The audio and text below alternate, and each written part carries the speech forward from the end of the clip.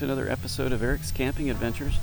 I want to give you a view of my solar today. I believe I'm actually finished with my solar system for now. Who knows, I might upgrade something later, but for now it's about as complete as I want to get it, and I just want to give you a little bit of a view, maybe give you some ideas about how you should do yours.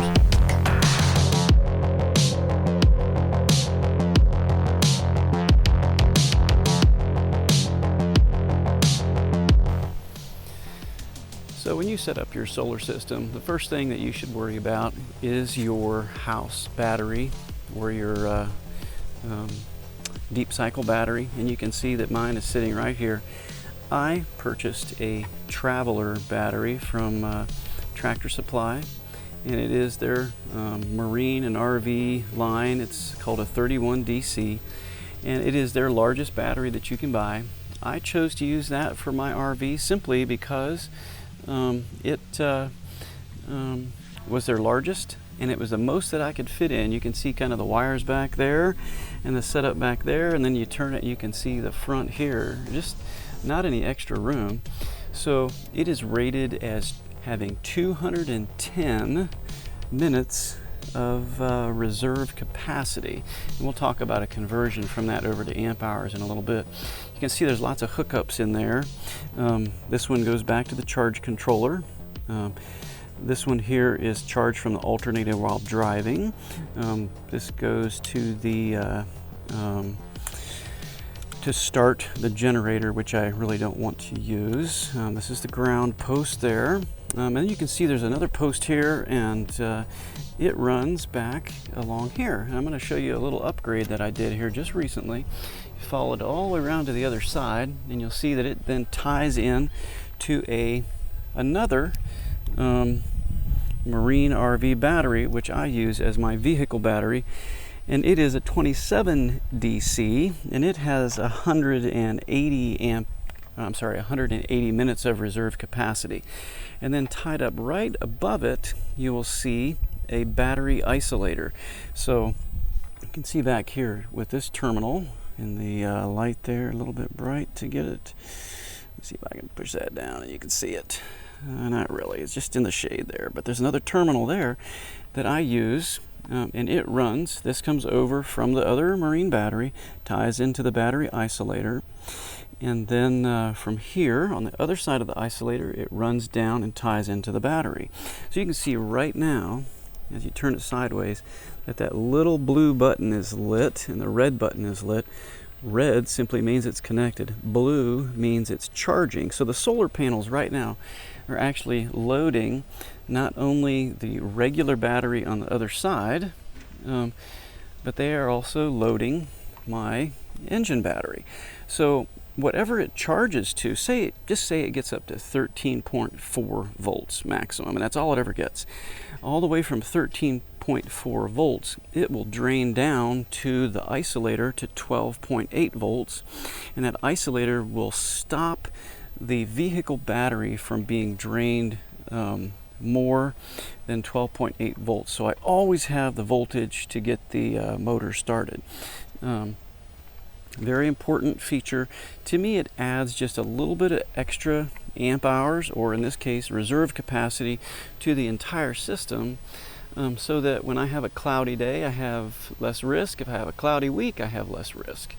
And that actually is important. I was able to survive on this system with just the 210 reserve capacity battery for 1 week in the shade, with very minimal light peeking through in the Daniel Boone National Forest.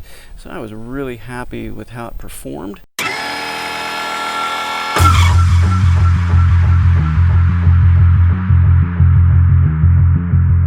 It did take me down to 11.0 volts on the house battery, but with this I add in some extra little bit of reserve, again, until this one gets down to 12.8 volts. So that's my battery system and how it connects up in my old RV. So inside my camper is relatively simple. One of the most important things that I felt I had to do for solar was to switch out my old fluorescent bulbs and to switch those to LED bulbs. I have otherwise kept it very kind of minimalist in terms of the changes that I have made in here. And I'll just give you a little tour here. So I still have the same old panel for the DC and for AC. I have had no reason to change it. I never blow fuses in it, except for maybe doing something I shouldn't be doing in the first place. And that works fine. So I've not had any reason to change out my fuse panel. So for my LED lights, I just picked them up on Amazon relatively inexpensively. They just use maybe, I think, 6 watts of energy, and that's about it. So you can just kind of see where they are and see how bright they are. They light up things pretty good in here, and they aren't hot like the fluorescent bulbs, which why would I want to heat up the inside of my camper to then cool it off with the air conditioning, right? So my primary solar electronics is right behind my table for the motorhome, and I used that little space in there to set up my solar. So let me give you a little introduction to that. So when you come down to the little table, it just has a little latch that opens on the side, and right inside is a rich solar controller, and you can see from the reading right on the front that the sun is coming out this morning, and it raised the voltage one point there while I'm sitting here. As you come in a little bit closer to it, you can see little buttons on it. You can kind of scan through what you want to see here. 16.1 volts from the panels, 0.4948 amps coming in this morning, which is very minimal, but the sun is just coming up. Batteries that are 100%, 14.2 volts right now. That would be the batteries plus the solar panels.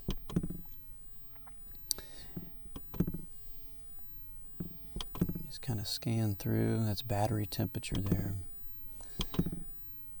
And EO means there's no errors in the system. So as you look around in here, again, that's a rich solar controller, 20 amp. And so right up here, I have a fuse block, and it comes out of the supply side of the DC from the controller, and it goes out to, you can see on the inside there, barely, just some little DC 12 volt, really they're marine, can't hardly see it on that side, it's just not bright enough, but you also can see a fuse link, and that goes on the positive side, that goes to my batteries. So it's a very simple setup, but as you come outside and you look along the side of the box, I just took a hole saw and then mounted those marine plugs so I can charge my phone. I also can have some 12 volt plugs there that are a little more adaptable.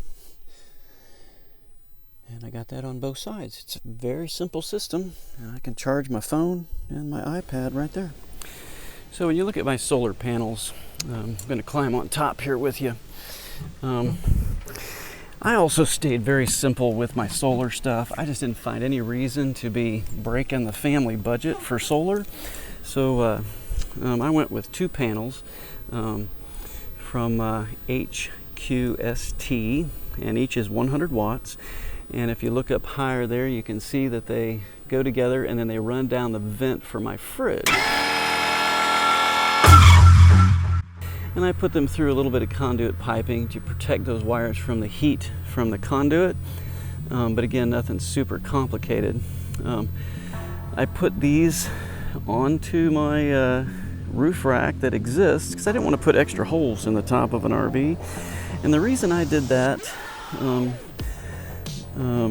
was because I found it, stable, first of all, and second of all, I just took some pipe hangers, put some rubber cushioning with some, I think it was 5/8 inch or 3/8 inch rubber hose, cushioned it, and then clamped it on. You can see there's like some L right there. It's just angle iron. And I used that from an old bed frame, and I just bolted them onto that and kept it very minimalistic. I don't see a reason to just go bonkers with this. It's not that hard to set this system up, and again, you can see pipe hangers over there bolted to small pieces of cut bed frame and keeping it simple. Again, that provides me 200 watts. I hope I said watts there. 100 watt panel, 200 watt panels. And that gives me power to charge my batteries when I am not hooked up.